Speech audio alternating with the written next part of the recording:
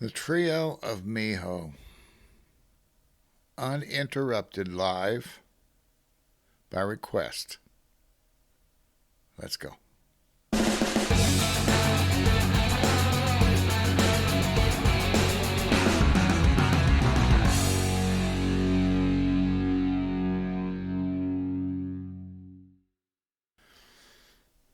Hey there,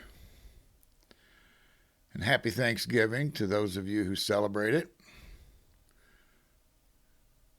And I hope you're not too tryptophaned out to enjoy this video. This is by request from Dreg, and I've been excited about seeing this uninterrupted performance of the trilogy we just watched and sort of took apart. I will say that after today, I'm going to slow down a little bit because my intention was always to focus on the music and not the production of YouTube videos. So I don't know if you'll see me every day. I will try to do that. But if a song like Under the Red Sky did when I decided to take it apart, calls to me to do that, that sometimes takes me a day. And obviously that'll cut into recording time. But I'll try not to let that happen. And I just want us to honor the music the way excuse me, you have. I just want to honor the music the way that it should be.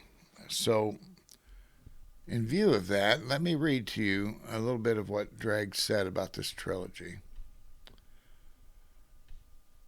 He said, uploaded as one file, as performed, to give reactors a taste of the energy maintained and continuity of theme throughout their live shows.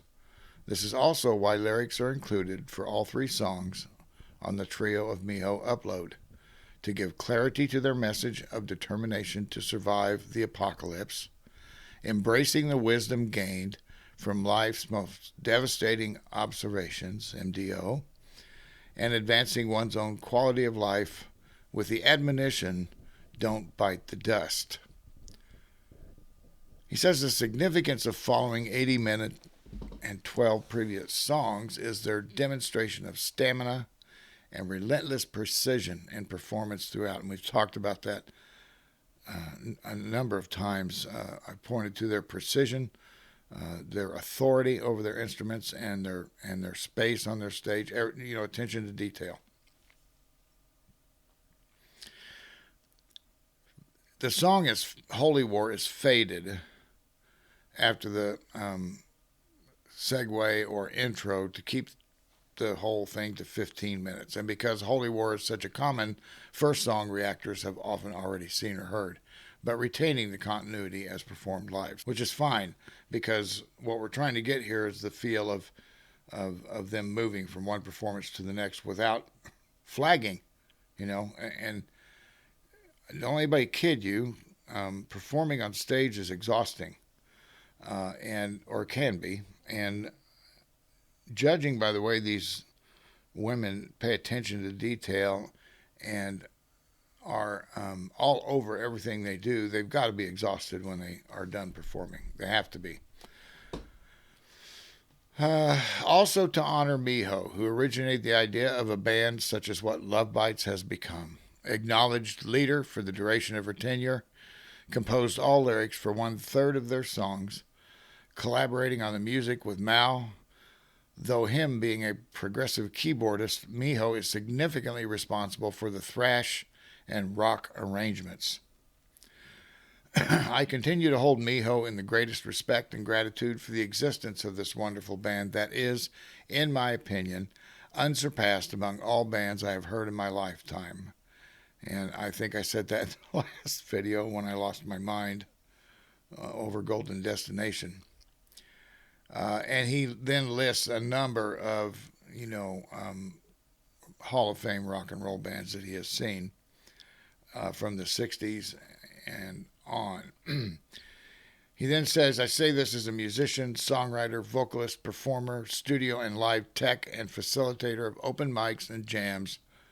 And he now hosts an open invitation live recording 14-track home studio. I strongly encourage you and all who read this to listen and watch. The trio of Miho is uploaded here, and he provided a link for us. And that is where we're going now.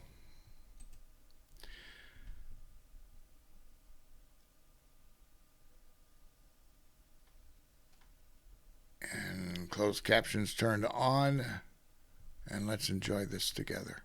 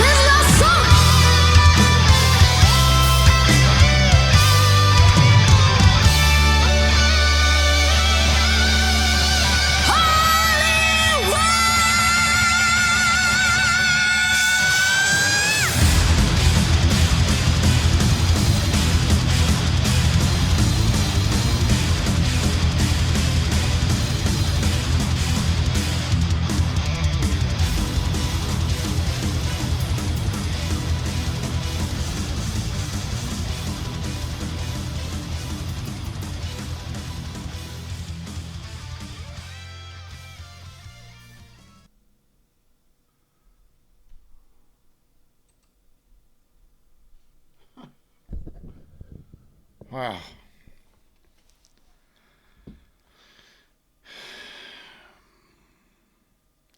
Well, I think we can see what Dreg was talking about. You know, relentless. The stamina that it requires to continue to be that accurate is enormous. You know, as you blow through, first of all, they're doing everything at light speed. I mean, that's fast, fast, fast stuff going on that stage.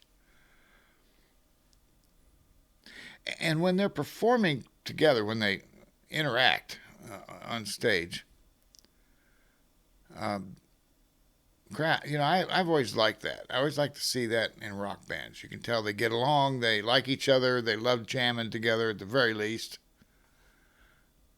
And to watch them interact together like that after a decade of doing this,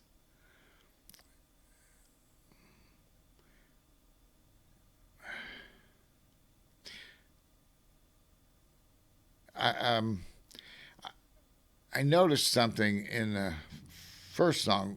Midori's solo was the first part of it was that ominous um, demonic sound, you know, that she gets from that bottleneck. And I thought, there a common theme going on here. And then, but then when she played the part that fit the song so well, uh, now post nuclear weapon, are we insane? You know, is is what we see the truth? Is what we see real, or is this, or do we think it's true because we're insane? Right? I mean, what must it have been like to recover from something like that? To have been on the periphery and survived, um, and then to try and recover. Try and imagine your life ever feeling safe again, or feeling, because I mean that happened out of nowhere, absolutely nowhere. Something never before seen happening with absolutely no warning. I mean, yeah, I know leaflets were dropped and all that, but who's going to believe that in 1945, right? Sure, sure you do. Sure, you got a bomb like that.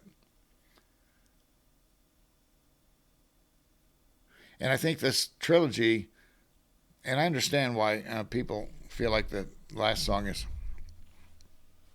not quite connected, but um, I think it's right to call it the Miho trilogy because she's focused on that um, cathartic point in Japanese history.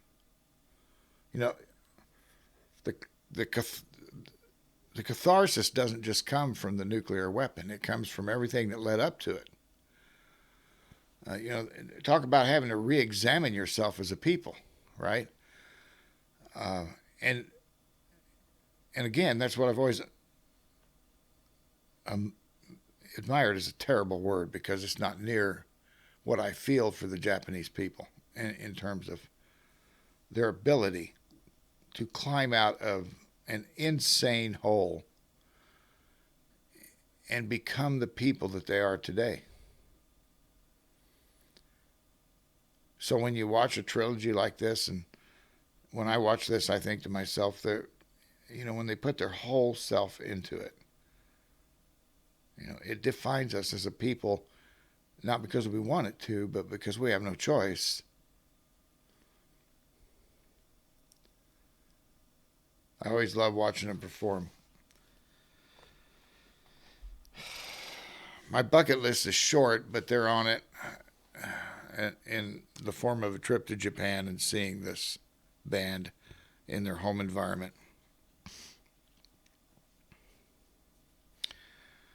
I want to thank Dreg for this link and for his fine comments about this trilogy. He said it better than I have at this point. And that leads me to my next point. Someone in the comments decided to tell me that Me not checking out a video in advance was disingenuous. That, in fact, I was actually lazy.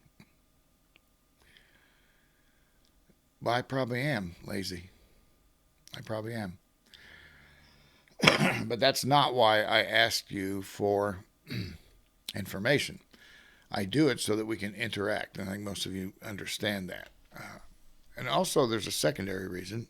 I spent a lot of time on my own trying to understand baby metal, the lore that surrounds them. Um, and even though I've been to Japan, I was in Okinawa for the bulk of that, and and I was in the military. So I mean, how much do you? I mean, but you don't go away from a year like that with and not take something with you. And I did. So all these years later, when I'm looking at baby metal, things would ring a bell, and I would think, okay, where have I seen that?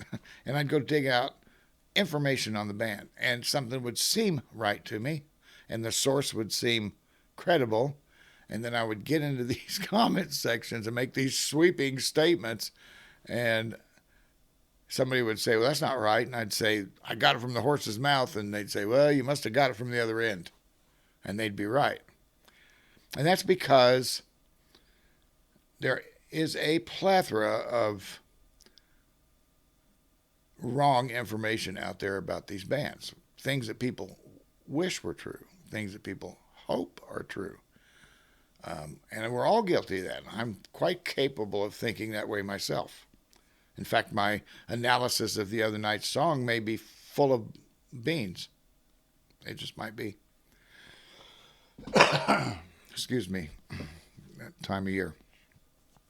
So, what I'm trying to say is I ask you to do these things so that because you've already been down this road, you've already investigated this band. It's clear you love this band. It's clear you're massive fans of it. You return time and again to watch another song by them that you've probably seen 100 or 1,000 times. I was that way with baby metal. 1,000 times I've seen Gimme Chocolate. You think I'd be sick of it? I'm not, because I understand the band, because I understand where they came from, where they're going. As you're teaching me about Lovebites, you're giving me accurate information, better information than I would get by going out and digging it out myself without any help. Never do something yourself when you can enlist the experts, right? Why not do that? So y'all are the experts to me. I know nothing about Lovebites. And I told you that right from the get-go. So while I may be lazy, I certainly am capable of that. That's not the reason that I don't look at something before I watch a performance. In that particular case, I knew it was going to be an emotional song, and I didn't want to know what it was about beforehand. I didn't want it to taint the reaction. But other songs, if I think it's just a straight ahead rocker, I'll find out where it's performed, what I have to know at least that much, where it was performed, what year. But the rest of it, sometimes they get in these description boxes and they go blah, blah, blah, blah, and give you the life history of the song. And I don't want to get caught up in reading that and then come away thinking, I know what I'm talking about. I don't. I really don't. I really don't. So that's sort of my thinking on that. If you think that's disingenuous, well, I'm sorry, but I don't mean to offend. I really don't. At the same time, I want to give you as honest of a reaction as I can, because I know a lot of clips that I play I've already seen, especially the baby metal series that I've started. I have seen a bunch of their videos, but that was my intention. That's for my family. That's for my friends. That was not intended to be a reaction to them, and I state up front that it's not a reaction. But most of Lovebites, in fact, almost all of them, with the exception of a couple of songs, I have not seen. And the two that I've seen, I did not remember very well. But I already gave you the story on that. So this was for Turkey Day, at least here in the West, or at least the United States. And I think I'm going to release it at noon tomorrow. That way, it will only be 9 o'clock. I'll tell you what, I think I'll release it for 10 o'clock in the morning. It'll be 7 o'clock in Tokyo. That'd be all right. And as always, I'm sure I've forgotten something, but I'll never forget you guys and what you've done for me. And the love you showed me and the encouragement you showed me and the way you've been for this channel. And I hope you had an awesome Thanksgiving or just an awesome day if you don't celebrate it. So I'm going to go now and I'm going to get this set up for 10 a.m. Central Time, United States debut. And it should only be 7 o'clock in Tokyo. Okay, guys. Well, I'm loath to leave you, but I must. I have to make the donuts. Bye now.